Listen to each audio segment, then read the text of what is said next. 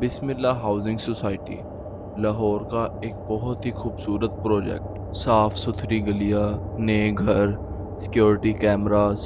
یہاں پر آ کے لگتا ہے جیسے دنیا کے ہر دکھ درد دور ہو جائے گے، لیکن ہر جگہ پہ ایک کونا ایسا ہوتا ہے جہاں پہ سورج کی روشنی بھی روک لیتی ہے سانس لینا۔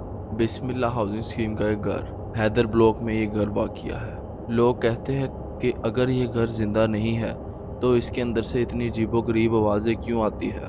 اس گھر کا پہلا مالک، جس کا نیم تھا آصف، جس نے یہ پراپرٹی بائی کر کے یہ گھر بنانا شروع کیا۔ 5 سال پہلے آصف اپنی بیوی نیلم کے ساتھ یہاں پہ شفٹ ہوا، لیکن شفٹ ہونے کے 3 مہینے بعد ہی نیلم کا پتہ نہیں کہاں پہ غائب ہو گئی تھی۔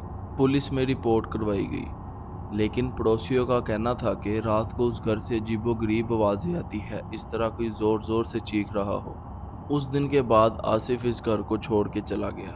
گھر کو تالا لگ گیا۔ گھر میں 5 سال اور تک خاموشی چھائی رہی، یا پھر شاید وہ خاموشی نہیں تھی۔ پھر ایک دن اسلم نام کے ٹھیکیدار نے اس گھر کی انکمپلیٹ کنسٹرکشن کو سٹارٹ کرنے کا سوچا، اور جس طرح اس نے اس گھر کی کنسٹرکشن سٹارٹ کی تو مزدوروں کو وہاں پر عجیب و غریب چیزیں ہوتی ہوئی نظر آئی۔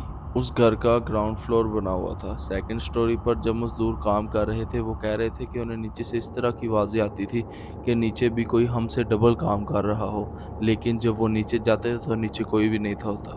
ایک مزدور کا یہ بھی کہنا تھا کہ رات کے وقت جب وہ اندر چارپائی پہ سوتا تھا تو جب وہ اٹھتا تھا، اس کی آنکھ کھلتی تھی ہل جل سے، تو وہ اپنے آپ کو بائی ٹیرس پہ پاتا تھا۔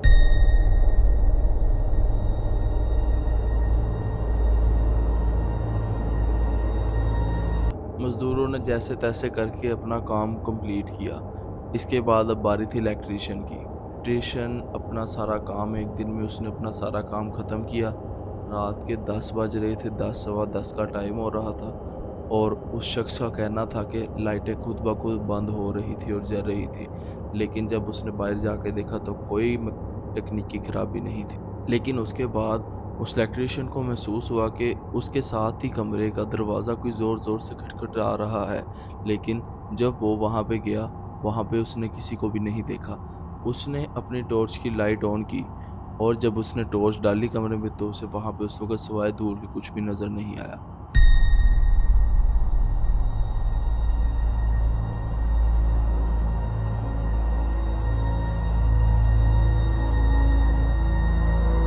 پھر یہ سارے کام ہونے کے بعد گھر کی کنسٹرکشن کمپلیٹ ہو چکی تھی، لیکن باہر سے کنسٹرکشن نہیں کمپلیٹ ہوئی۔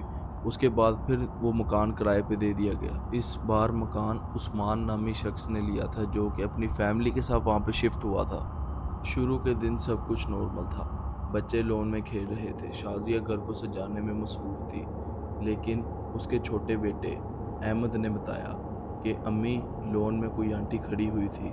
اس کی ماں شازیہ نے اس بات کو مذاق میں اڑا دیا، لیکن احمد کی آنکھوں میں خوف نظر آ رہا تھا۔ دوسری رات گھر کی لائٹس ایک ایک کر کے بلنک ہونا شروع ہو گئی۔ اسلم نے پوچھا کہ یہ کیا ہو رہا ہے، تو شازیہ نے جواب دیا ہو سکتا ہے کوئی تکنیکی خرابی ہو۔ پھر ایک دم ان کے ساتھ کے ڈرائنگ روم کے کمرے سے زور زور سے آوازیں آتی ہے، اس طرح کوئی دروازہ توڑنے لگا ہو۔ اسلم ٹارچ لے کر جاتا ہے، لائٹیں بلنک کر رہی ہوتی ہے، لیکن اس وقت وہاں پہ کوئی نہیں ہوتا جب وہ ٹارچ ڈالتا ہے۔ رات کے 3 بجے دانیال اونچی اونچی چیخنا شروع ہو جاتا ہے۔ اس کی ماں اور باپ اس کے کمرے میں جاتے ہیں، اور جب وہ اس کے پاس جاتے ہیں، پوچھتے ہیں کیا ماجرا ہے۔ اس کا بیٹا بتاتا ہے کہ امی وہ آنٹی میرے کمرے میں تھی، لیکن جب شازیہ اور عثمان اس کمرے کا جائزہ لیتے ہیں تو اس کمرے میں کوئی بھی نہیں ہوتا۔ اس کمرے کے کونے میں صرف مٹی سے پاؤں کے نشان بنے ہوتے ہیں۔ اگلے دن شازیہ کو اسٹور روم میں ایک پرانا باکس ملتا ہے۔ اس میں پہلے مکان مالک کی بیوی نیلم کی ڈائری تھی۔ اس ڈائری میں لکھا تھا کہ اس گھر کو میرے شوہر نے خریدا ہے، لیکن پھر بھی یہ گھر ہمارا نہیں ہے، یہ گھر اس کا ہے۔ رات کو دروازے بجنے کی آوازیں آتی ہے، لائٹیں خود بخود ٹوٹ جاتی ہے، اور ہم یہاں پہ اکیلے نہیں رہتے، ہمارے علاوہ بھی یہاں پہ اور بھی کوئی رہتا ہے، اور کوئی مجھے ہمیشہ دیکھ رہا ہوتا ہے۔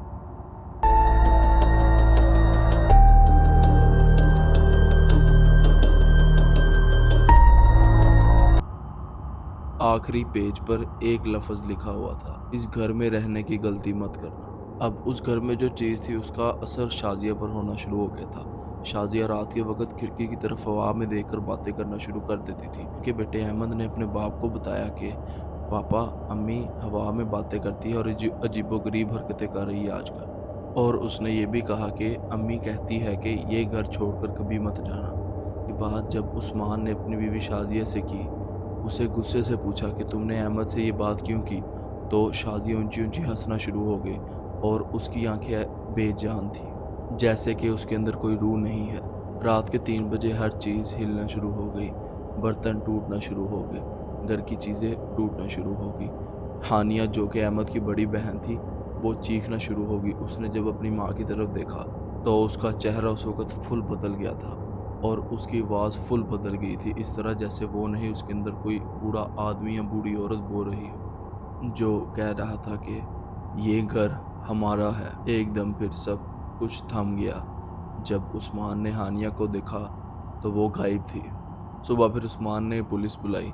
पुलिस ने आकर सारे घर की तलाशी ली। उन्हें एक मोबाइल मिला और उसमें एक लास्ट वीडियो रिकॉर्डिंग मिली, जिसमें हानिया ऊंची-ऊंची चीख रही थी और उसकी माँ शाजिया उसकी तरफ देख के ऊंची-ऊंची हंस रही थी।